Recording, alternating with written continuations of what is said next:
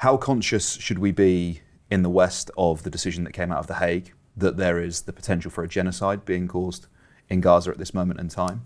And do you think that Israel's current actions, specifically what's happening in Rafah right now, constitute, well, I mean, you did just use the phrase, but I'd like you to expand on it, a genocide? The genocide started in 1948. It's simply becoming more lethal, more bloodthirsty, less bearable than it ever was. The complicity of the West is mind-numbing and indisputable. Here you have an apartheid state. It is clearly an apartheid state. Anybody who's been to the West Bank knows it's an apartheid state. They've built walls and they've built roads exclusively for the use of the illegal settlers that the local population cannot use. That's apartheid. So you have an apartheid state which has always tried to merge the Zionist ideology, the Zionist narrative, with the facts on the ground. The Zionist narrative from the 1910s was a land without a people for a people without a land. In other words, terra nullius is what the British did in Australia. They said, you know, Captain Cook arrives and declares that Australia to be empty of people. So the Aborigines are not people, so kill them. Right? Genocide. It's the first step. Terra nullius is the first step towards genocide. So that's the Zionist project. A land without a people for a people without a land. Now, of course, there were people there. There were millions of people there. There were. So now the IDF is in the process of ensuring that the Zionist allegory, slogan, becomes a fact on the ground. They're getting rid of them. The whole point is to expel them, to kill them, to drive them away. They do not want to kill them all. I mean, they want to kill as many as is necessary to convince the rest to leave. You can see that in the West Bank, because people say to me, but Yannis, how can you possibly support Hamas? I'm not supporting Hamas. Netanyahu supported Hamas. Likud and Netanyahu were in the business of diminishing the authority of the PLO, and they have been for decades supporting Hamas, financially, politically, militarily, until they completely destroyed the capacity of the PLO, of the Palestinian Authority, to appeal to the Palestinian people, and only Hamas is left to represent them. And in any case, let's say that we press a button and Hamas disappear. They just disappear. They're all convinced. They're brainwashed by some wonderful piece of artificial intelligence delivered by drones, to give up, to surrender. What happens in West Bank? Hamas are not there. The ethnic cleansing, the genocide is continuing there. And of course, you can see that they just want the land, not to mention the natural gas deposits, which are off Gaza. So this is what's happening.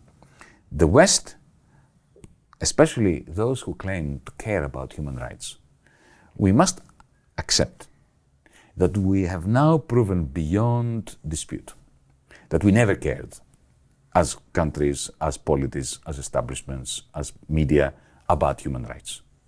We only cared about our human rights and the human rights of our friends, of our bastards, right? If you are not one of us, you don't have human rights. You can be bombed, you're never killed. Even if we kill you, you die. Whenever they say, hang on, what's happening? They are terrorists, right? So, never before has the West's image around the world been so terrible.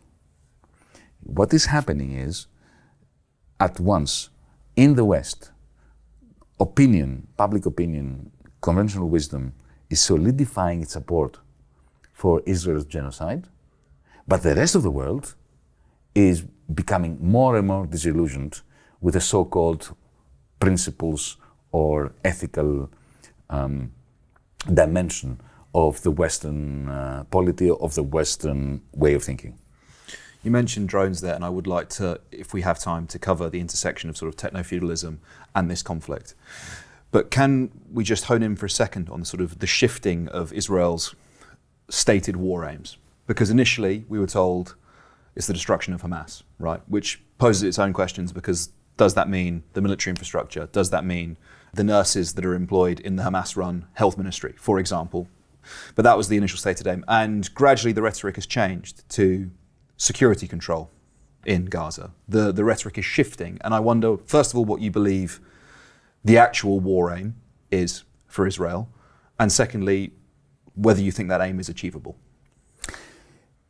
The original war aim has always been to take over the land from the river to the sea as part of a greater Israel, to expel half of the Palestinians and to keep the other half as bonded slaves. That was it. The original apartheid idea of the white supremacists, the Boers in South Africa. That's why we call it an apartheid state. That was always the case. Up until the 7th of October, that plan was working magnificently, because you and I were not even discussing Palestine, at least not to the extent that we are. Especially public opinion worldwide had accepted that it was over, that Israel had won, that the Palestinians in Gaza were fading. 60% of children before the 7th of October were malnourished. So the embargo was effectively killing them softly, slowly.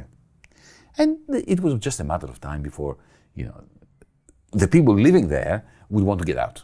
And the land would be cleared, and there would be settlers and so on. While in the West Bank, you had something like 200,000 settlers 10, 15 years ago. Now you have 800, 900,000. So they keep settling. They go straight from Boston or Brooklyn, or they go straight to a house of a Palestinian that has been thrown out of his home illegally in occupied land. So that was the aim. On the 7th of October, Hamas's actions shook the military establishment, the intelligence establishment in Israel, because they realized that they had not contained them to the extent that they had hoped they would. But that was a magnificent opportunity for them, essentially to kill lots of Palestinians, and to use that setback in their intelligence community as an opportunity for speeding up the process of genocide. That's what it is. And as far as Netanyahu is concerned, his war aim is that the war doesn't end. An endless war, because he knows that the moment it ends, he loses the prime ministership. And you have Biden, Scholz, Macron, Rishi Sunak supporting this war criminal. Therefore, they are war criminals themselves. I'm glad you mentioned the international leaders in connection to this, because I wanted to get your thoughts on how realistic international pressure is in possibly bringing about an end to this conflict. Whether that's... I don't see the international pressure. Where is it? Well, that's what I'm going to ask you. Where is it? Mr. Borrell, the ridiculous supposed foreign minister of the European Union, the High Commissioner for Foreign Affairs, gave a speech for the first time which was critical of Israel. And he said that they've gone too far. They've gone too far in Gaza, right? And how can they kill these people? They are sending them the weapons, the bombs that are being dropped on Rafah as we speak. How dare he? How dare you, Mr. Borrell, ask such a question? You are arming the hands that are killing the Palestinians, and you have the audacity to question why is it that they are continuing to do it. You're giving them every reason to be doing it. President Biden came the other day out and said something similar, that they've overdone it. If he orders today that the American army ceases to support through the satellite system, through delivery of armaments, spare parts for their planes, and of course these gigantic bombs that are being delivered daily to Israel by the American military, the war will end tomorrow. So if it was applied, international pressure could bring about an end to this conflict? Yesterday, would have ended. We are, in the West, responsible for the maiming and the killing of the children of Gaza today. We are responsible.